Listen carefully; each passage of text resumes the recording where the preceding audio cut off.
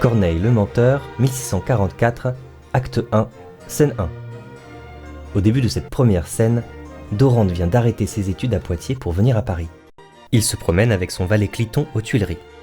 À la fin, j'ai quitté la robe pour l'épée. La tente où j'ai vécu n'a point été trompée.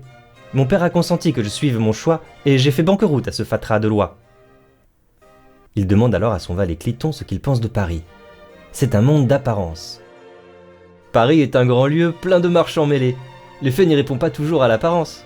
Comme on s'y connaît mal, chacun s'y fait de mise et vaut communément autant comme il se prise. C'est-à-dire qu'il suffit de se mettre en valeur soi-même et qu'avec une bonne apparence, on arrive à tout, et notamment à se faire apprécier des dames. Scène 2. Entrent alors sur scène deux jeunes femmes, Lucrèce et Clarisse. Clarisse fait un faux pas. Les didascalies laissent même entendre qu'elle le fait exprès. Clarisse, comme se laissant choir. Aïe! Dorante, lui prenant la main. C'est pour moi, madame, un bonheur souverain que cette occasion de vous donner la main. S'ensuit alors un badinage amoureux très subtil, où Dorante avoue qu'il aurait voulu qu'elle fît exprès de lui donner la main, et il lui déclare sa flamme. Un amant a fort peu de quoi se satisfaire des faveurs qu'on lui fait sans dessein de les faire. Jugez par là quel bien peut recevoir ma flamme d'une main qu'on me donne en me refusant l'âme. Clarisse. Cette flamme, monsieur, est pour moi fort nouvelle puisque j'en viens de voir la première étincelle. Mais peut-être à présent que j'en suis averti, le temps donnera place à plus de sympathie. Ce dialogue, par sa finesse, soulevant des réflexions sur le sentiment amoureux, fait référence au débat que l'on entend à cette époque dans les salons littéraires qui alimentent notamment le courant de la préciosité. Scène 3. Dorante fait alors son premier mensonge de la pièce. Il affirme qu'il a fait la guerre en Allemagne. Car en effet, à l'époque où Corneille écrit cette pièce, la guerre de 30 ans n'est pas encore finie. Vous avez donc vu l'Allemagne et la guerre ? Je m'y suis fait 4 ans craindre comme un tonnerre. Le spectateur de l'époque connaît les pièces les plus célèbres de Corneille. Cet héroïsme peut faire penser au Cid. La vantardise fait plutôt penser à Matamor, guerrier fanfaron dans l'illusion comique. Dorante affirme qu'il est à Paris depuis 1 an, juste pour la voir. Cliton ne comprend rien. Cliton le tirant par la basque. « Savez-vous bien, monsieur, que vous extravaguez ?» Dorante à Cliton. « Te tairas-tu, Marot ?» à Clarisse. « Nos armes n'ont jamais remporté de victoire où cette main n'ait eu bonne part à la gloire.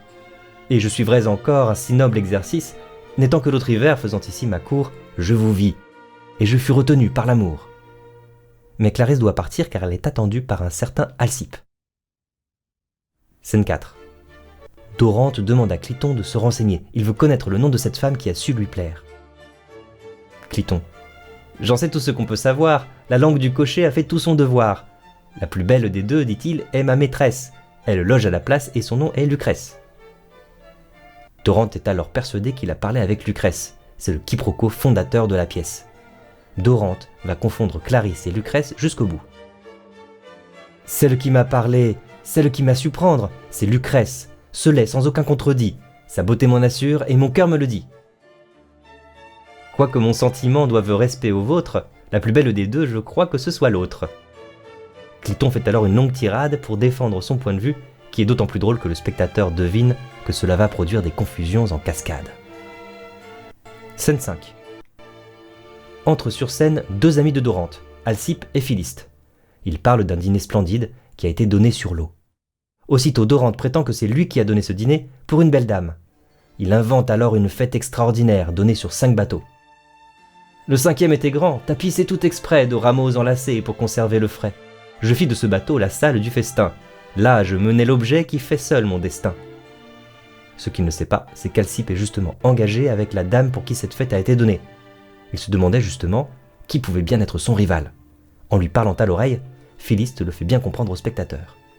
Philiste à Alcippe tout bas. Vous voyez qu'heureusement, dedans cette rencontre, votre rival lui-même à vous-même se montre. Scène 6. Se retrouvant seul avec Cliton, son valet lui reproche ses mensonges incessants. « Mais pourquoi depuis 1 an vous feindre de retour ?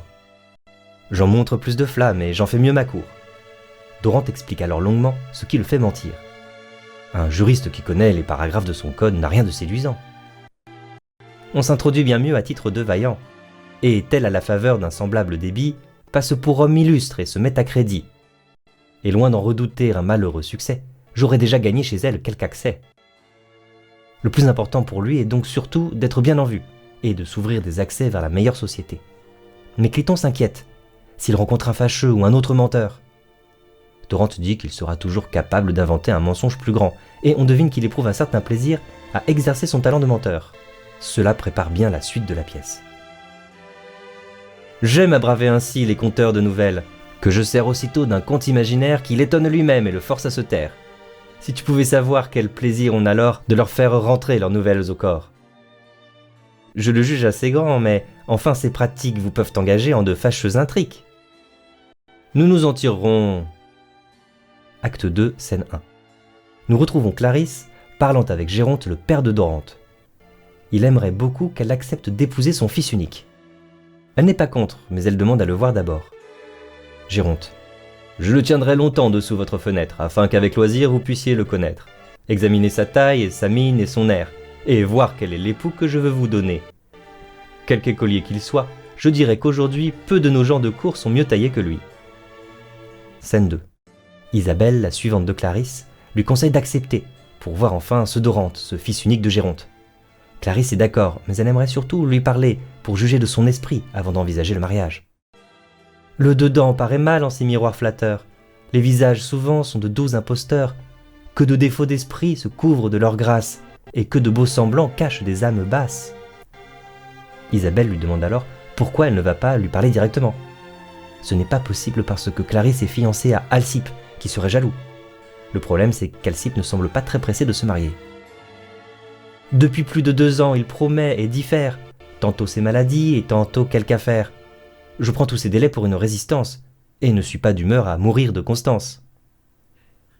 Isabelle imagine alors un stratagème.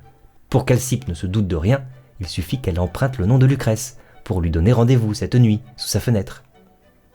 Comme il est jeune encore, on l'y verra voler, et là sous un faux nom vous pourrez lui parler, sans qu'Alcippe jamais en découvre l'adresse.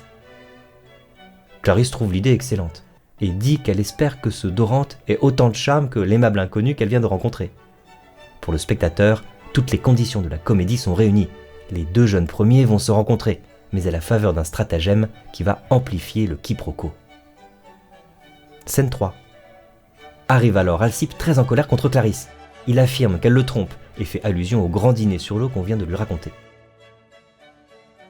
Choisis une autre fois un amant plus discret, lui-même m'a tout dit. Qui lui-même? Dorante. D'ailleurs, il a vu à l'instant sortir Géronte, le père de Dorante. Clarisse lui répond que Géronte est un vieil ami de son père. Mais quant à elle, elle ne connaît pas Dorante et d'ailleurs elle n'a jamais vu son visage. Quand les feux d'artifice éclairaient le rivage, tu n'as pas eu loisir de le voir au visage? T'en ai-je dit assez? Rougis et meurs de honte. Je ne rougirai point pour le récit d'un conte. Alcippe n'est pas convaincu. Il s'en va et fait un monologue de dépit. Scène 4. Va, ris de ma douleur alors que je te perds. Par ces indignités, romps toi-même mes fers. Je cours à la vengeance et porte à ton amant le vif et prompt effet de mon ressentiment. On comprend qu'il est prêt à rompre avec Clarisse et qu'il s'apprête à provoquer Dorante en duel. Scène 5. Géronte retrouve son fils Dorante et lui annonce la décision qu'il a prise de le marier à une certaine Clarisse. Je la connais assez, Clarisse est belle et sage. Son père de tout temps est mon plus grand ami, et l'affaire est conclue. Dorante songe alors surtout à celle qu'il appelle Lucrèce. Pour éviter de se marier, il fait un 3e mensonge. Il dit qu'il a été forcé de se marier à Poitiers. Elle s'appelle Orphise, elle est de bonne famille, mais elle a peu de biens. On l'a surpris de nuit chez elle. Il invente un récit épique où il est finalement pris par ses assaillants. Nous nous barricadons, mais comme à ce rempart l'un et l'autre travaillent, d'une chambre voisine on perce la muraille. Ils étaient les plus forts, elle me semblait belle. Le scandale était grand, son honneur se perdait. À ne le faire pas, ma tête en répondait. Géronte écoute son fils et se laisse convaincre. L'honneur est sauf, elle est noble. Il ferme les yeux sur le fait qu'elle n'a pas beaucoup de biens. Elle est belle, elle est sage, elle sort de bons lieux. Tu l'aimes, elle t'aime, il me suffit. Adieu. Scène 6. Dorante se retrouve seule avec Cliton et lui révèle qu'il vient à l'instant de tout inventer. Quoi, ce que vous disiez n'est pas vrai? Pas de mots, et tu ne viens d'ouïr qu'un trait de gentillesse pour conserver mon âme et mon cœur à Lucrèce. Dorante rassure Cliton. Désormais, il le mettra à chaque fois dans la confidence. Scène 7. Arrive alors Sabine, la femme de chambre de Lucrèce. Elle lui donne un billet qui le convie sous la fenêtre de Lucrèce. Pour Dorante, cela confirme bien le prénom de celle sur laquelle il a jeté son dévolu. Scène 8. Après le départ de Sabine arrive Lycas, le valet d'Alcippe. Il porte un billet qui le provoque en duel. Dorante est surpris, mais il sait qu'il trouvera les mots pour se tirer de cette histoire embrouillée. « Je pardonne à qui mieux s'en pourra démêler, mais allons voir celui qui m'ose quereller. » Acte 3, scène 1. Dorante et Alcippe étaient sur le point de se battre en duel. Philiste se félicite d'avoir réussi à les réconcilier. Mais Dorante reste perplexe. Pourquoi Alcippe tenait tant à se battre ? « Eh bien, puisqu'il vous faut parler plus clairement, depuis plus de 2 ans j'aime secrètement. Cependant, à l'objet qui me tient sous sa loi, vous avez donné bal, collation, musique. » Dorante lui répond alors que si c'était le cas, il le lui dirait sans détour, même si cela devait le conduire à un duel. Mais il le rassure, cette femme qu'il a rencontrée était une femme mariée, et ne pouvait donc pas être sa fiancée. Scène 2. Philiste rassure Alcippe. C'est le page qui a rapporté l'événement qui s'est trompé. Il a vu le carrosse de Clarisse, mais ce carrosse était prêté. Mais surtout, il sait une chose, ce n'est pas Dorante qui a donné ce dîner. Dorante qui tantôt nous en a tant compté, de son festin superbe et sur l'heure apprêté. Il vint hier de Poitiers, et sans faire aucun bruit, chez lui paisiblement a dormi toute nuit. Alcippe est offusqué par ce qu'il vient d'apprendre. Tout homme de courage est homme de parole, à des vices si bas il ne peut consentir, et fuit plus que la mort la honte de mentir. Dorante, à ce que je présume, est vaillant par nature et menteur par coutume. Pour Philiste, le mensonge était de toutes les façons trop gros et trop facile à voir. Alcippe reconnaît qu'il a été aveuglé par la jalousie. Scène 3. Clarisse confie à sa suivante Isabelle qu'elle a vu par la fenêtre le fils de Géronte. Il se trouve que c'est justement le jeune homme des Tuileries. Mais ce qui la chagrine, c'est qu'il a menti, puisqu'il n'est qu'un écolier venant de Poitiers. Isabelle veut la rassurer. Eh bien, cette pratique est-elle si nouvelle ? Dorante est-il le seul de qui jeune écolier, pour être mieux reçu, s'érige en cavalier ? Il aura cru sans doute, ou je suis fort trompé, que les filles de cœur aiment les gens d'épée. Et vous prenant pour telle, il a jugé soudain qu'une plume au chapeau vous plaît mieux qu'à la main. Mais Clarisse dit que ces mensonges ont des conséquences désagréables. Alcippe n'a pas cessé de lui reprocher d'avoir accepté un dîner avec un inconnu. Isabelle trouve encore des excuses à Dorante. C'était peut-être justement pour mieux éloigner Alcippe qu'il a inventé ce mensonge. Mais Clarisse a une dernière information. Explique si tu peux encore ces impostures. Il était marié, sans que l'on en sût rien, et son père a repris sa parole du mien. Ah, je dis à mon tour qu'il est fourbe, madame. C'est bien aimer la fourbe et l'avoir bien en main que de prendre plaisir à fourber sans dessein. Les 2 femmes décident de le confondre. Or justement, Dorante a reçu le billet qui l'invite sous la fenêtre de Lucrèce. Mais c'est Clarisse qui va prendre sa place. Scène 4. Dorante arrive à l'heure et au lieu que marque le billet. Il est accompagné de Cliton. Mais monsieur, ce serait pour me bien divertir, si comme vous Lucrèce excellait à mentir. Mais Dorante fait remarquer combien l'art de mentir est difficile. Le ciel fait cette grâce à fort peu de personnes. Il y faut promptitude, esprit, mémoire, soin, ne se brouiller jamais et rougir encore moins. Scène 5. Clarisse se dissimule à la fenêtre de Lucrèce et se fait passer pour elle. « Êtes-vous là, Dorante ?»« Oui, madame, c'est moi, qui veux vivre et mourir sous votre seule loi. » Cliton et Dorante ont reconnu la voix de celle qu'ils pensent être Lucrèce. Cliton reconnaît donc que c'était bien elle que le cocher trouvait la plus belle. Tout de suite, Clarisse accuse Dorante de mentir et d'être mariée. « Moi mariée, ce sont pièces qu'on vous a faites. Quiconque vous l'a dit s'est voulu divertir.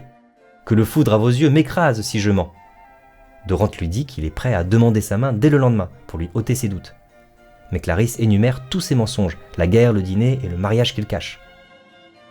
Cliton se demande bien comment son maître va s'en sortir. Mais Dorante reste confiant. Il commence par dire simplement que chacun de ses mensonges a de bonnes raisons. Et notamment, il a menti sur ce mariage. « Je l'ai feint, et ma feinte à vos mépris m'expose. Mais si de ces détours vous seul étiez la cause, je fais par cet hymen banqueroute à tous autres. J'évite tout leur faire pour mourir dans les vôtres. » Clarisse, toujours dans le rôle de Lucrèce, s'étonne alors. N'a-t-il pas fait la cour à Clarisse ce matin même ? Aujourd'hui cependant, on me dit qu'en plein jour, vous lui serriez la main et lui parliez d'amour. Dorante se défend. On lui a menti, c'est bien à elle, Lucrèce, qu'il a parlé aux Tuileries. Je n'ai ni feu ni vœu que pour votre service, et ne puis plus avoir que mépris pour Clarisse. Clarisse, choquée d'un tel aplomb, lui demande de se retirer. Scène 6. Dorante, qui est restée avec Cliton, est le premier surpris. Pourquoi ne l'a-t-elle pas cru alors qu'il disait la vérité ? Quand un menteur l'a dit, en passant par sa bouche, elle perd son crédit. Acte 4, scène 1. Dorante et Cliton se trouvent devant chez Clarisse. Cliton raconte une rumeur. Il paraît qu'Alcippe s'est battu en duel. Dorante confirme tout de suite la nouvelle. « À toi, de mes secrets le grand dépositaire, je ne céderai rien puisque je l'ai promis. » Cliton est intrigué. Que s'est-il passé? Dorante raconte que cela fait déjà plusieurs mois qu'ils sont ennemis. Or, ils se sont croisés hier. Nous vidons sur le pré l'affaire sans témoin, et le perçant à jour de 2 coups des stockades, je le mets hors d'état d'être jamais malade. Il dit qu'il l'a tué. Scène 2. Mais voilà qu'arrive Alcippe en pleine forme et de très bonne humeur. Je te veux, cher Alcippe, faire part de ma joie. Sache donc que je touche à l'heureuse journée qui doit avec Clarisse unir ma destinée. Après avoir ainsi annoncé son mariage imminent, il laisse Dorante et Cliton. Scène 3. Cliton est offusqué de comprendre que son maître lui a menti sans hésitation et sans raison. « Quoi, monsieur? À moi de votre cœur l'unique secrétaire, à moi de vos secrets le grand dépositaire ?» Mais Dorante maintient son histoire. Alcippe se rétablit rapidement, voilà tout. Ne t'a-t-on point parlé d'une source de vie que nomment nos guerriers poudre de sympathie, qui rappelle aussitôt des portes du trépas qu'en moins d'un tournement on ne s'en souvient pas? Scène 4. Géronte arrive, il cherche son fils et il est content de le trouver. La raison le défend et je sens dans mon âme un violent désir de voir ici ta femme. J'écris donc à son père, écris-lui comme moi. Dorante invente alors un nouveau mensonge pour expliquer que sa femme ne puisse venir à Paris. Elle est enceinte de plus de 6 mois. Géronte est ravi. Il veut alors écrire une lettre de compliment au père de la jeune femme. Dorante se trompe alors de prénom. Pyrandre? Tu m'as dit tantôt un autre nom. C'était, je m'en souviens. Ah oui, c'était Armédon. Dorante invente une justification et laisse son père partir. Scène 5. Dorante est soulagée de s'être sortie de ce mauvais pas. Cliton. Il faut bonne mémoire après qu'on a menti. L'esprit a secouru le défaut de mémoire. Scène 6. Bien décidée à reprendre contact avec Lucrèce, Dorante s'adresse à Sabine et lui propose même une véritable pluie de pistoles si elle veut bien porter une lettre de sa part à sa maîtresse. Scène 7. Se retrouvant seul avec Sabine, Cliton lui demande si vraiment sa maîtresse aime Dorante. Il s'étonne qu'elle l'ait renvoyée si durement. Mais Sabine lui explique. Lucrèce se méfie, elle sait que Dorante ne fait que mentir. Cliton essaye de défendre son maître. Les menteurs les plus grands disent vrai quelquefois. Il n'a fait toute nuit que soupirer d'ennui. Sabine. Qui ne craigne donc plus de soupirer en vain, et s'il l'aime en effet, tout le reste ira bien. Scène 8. Sabine retourne toute contente auprès de sa maîtresse avec la lettre de Dorante que Cliton lui a donnée. Lucrèce, après avoir lu. Dorante avec chaleur fait le passillonner, mais le fourbe qu'il est nous en a trop donné, et je ne suis pas fille à croire ces paroles. Elle demande alors à Sabine d'aller rapporter à Dorante qu'elle a déchiré sa lettre, mais qu'elle veut bien le rencontrer. Scène 9. Clarisse annonce à Lucrèce qu'elle va finalement se marier avec Alcippe. Elle lui conseille de se méfier de Dorante. Certes, il semble avoir des sentiments pour Lucrèce, mais le croit-elle sincère? Clarisse. De le croire à l'aimer, la distance est petite, qui fait croire à ses feux fait croire à son mérite. Lucrèce. La curiosité, souvent dans quelques âmes, produit le même effet que produiraient des flammes. Acte 5, scène 1. Géronte demande à Philiste, ami de Dorante, qu'il a connu à Poitiers, s'il connaît un certain Pyrandre, le père d'Orphise, celle que son fils a épousée. Il veut lui envoyer un courrier de félicitations. Philiste s'étonne, il confie à Géronte que Dorante ment beaucoup. Philiste. Il nous servit hier d'une collation qui partait d'un esprit de grande invention, et si ce mariage est de même méthode, la pièce est fort complète et des plus à la mode. Scène 2. Géronte, se retrouvant seule, se lamente d'avoir été ainsi trompée par son propre fils. Comme si c'était peu pour mon reste de vie, de n'avoir à rougir que de son infamie. L'infâme, se jouant de mon trop de bonté, me fait encore rougir de ma crédulité. On retrouve dans ce monologue des accents de la célèbre tirade du père de Rodrigue dans le Cid, au rage, au désespoir, aux vieillesses ennemies. Scène 3. Géronte retrouve Dorante et lui fait des reproches. Pourquoi lui faire croire à ce faux mariage? Mais dis-moi, te portais-je à la gorge un poignard? Voyais-tu violence ou courroux de ma part? Si quelque aversion t'éloignait de Clarisse, quel besoin avais-tu d'un si lâche artifice? Mais comme j'ignorais si Lucrèce et son sort pouvaient avec le vôtre avoir quelque rapport, je n'osais pas encore vous découvrir la flamme que venaient ces beautés d'allumer dans mon âme. Cette raison apaise son père, qui connaît et apprécie Lucrèce. Il accepte d'aller demander la main de Lucrèce pour lui. Scène 4. Mais à peine son père est-il sorti que Dorante avoue une chose à Cliton. Il a dit cela pour l'apaiser, mais au fond, il n'est pas sûr de trouver tant de charme que ça à Lucrèce. Sa compagne ou je meurs a beaucoup d'agréments. Aujourd'hui que mes yeux l'ont mieux examiné, de mon premier amour j'ai l'âme un peu gênée. Cliton. Quoi, même en disant vrai, vous mentiez en effet? Il ne m'aurait pas cru si je ne l'avais fait. Cliton s'indigne. Il ne peut donc pas s'empêcher de mentir. D'ailleurs, celle qu'il admire tant n'était autre que Clarisse. Dorante est confus et se dit qu'après tout, cela fait longtemps que Clarisse est promise à Alcippe. Scène 5. Sabine arrive sur scène et dit que Lucrèce a déchiré la lettre, sans la lire. Dorante veut absolument revoir Lucrèce, et il est prêt à récompenser Sabine si elle veut bien intercéder en sa faveur. Sabine alors avoue toute la vérité. Lucrèce n'a pas déchiré le billet. Elle m'avait donné charge de vous le dire, mais a parlé sans phare. Elle n'en a rien fait, il l'a lu tout entier. Je ne puis si longtemps abuser un brave homme. Dorante se réjouit. A-t-il une chance d'être aimé de Lucrèce? Sabine pense que c'est possible, mais il doit d'abord gagner sa confiance. Scène 6. Entre alors Clarisse et Lucrèce. Dorante s'adresse à Clarisse, pensant toujours que c'est Lucrèce. Ah, que loin de vos yeux, les moments à mon cœur deviennent ennuyeux. Et il fait référence au moment où ils se sont rencontrés aux Tuileries. Clarisse lui rappelle alors les mots de son entretien avec elle le soir même. Mais enfin, vous n'avez que mépris pour Clarisse. Clarisse, confuse, se tourne vers son amie Lucrèce et l'appelle par son prénom. Dorante comprend instantanément. C'est la fin du quiproquo qui dure depuis le début. Cliton se réjouit d'avoir eu raison. C'était donc bien Lucrèce, la silencieuse, la plus belle. Dorante lui confie à part que de toutes les façons, cela l'arrange. Mon cœur déjà penché où mon erreur le jette. Ne me découvre point, et dans ce nouveau feu, tu vas me voir, Cliton, jouer un nouveau jeu. Clarisse se retourne vers lui, elle veut comprendre le fond de l'histoire. Comme elle est mon amie, elle m'a tout appris. Cette nuit, vous l'aimiez et m'avez méprisé. Laquelle de nous deux avez-vous abusé? Dorante alors malicieusement lui retourne le reproche. Dorante à Clarisse. Vous n'avez point voulu me faire un tour d'adresse, et ne vous ai-je point reconnu à la voix? Vous pensiez me jouer, et moi je vous jouais. Se tournant ensuite vers Lucrèce. Sous votre nom, Lucrèce, et par votre fenêtre, Clarisse m'a fait pièce, et je l'ai su connaître. Elle avait mes discours, mais vous aviez mon cœur. Il explique alors qu'il devait convaincre son père avant de lui avouer sa flamme pour Lucrèce. Or c'est chose faite. Si mon père à présent porte parole au vôtre, après son témoignage, en voudrez-vous quelque autre? Qu'à de telles clartés, votre erreur se dissipe. Avance alors Alcippe, prêt à épouser Clarisse. Alcippe à Clarisse.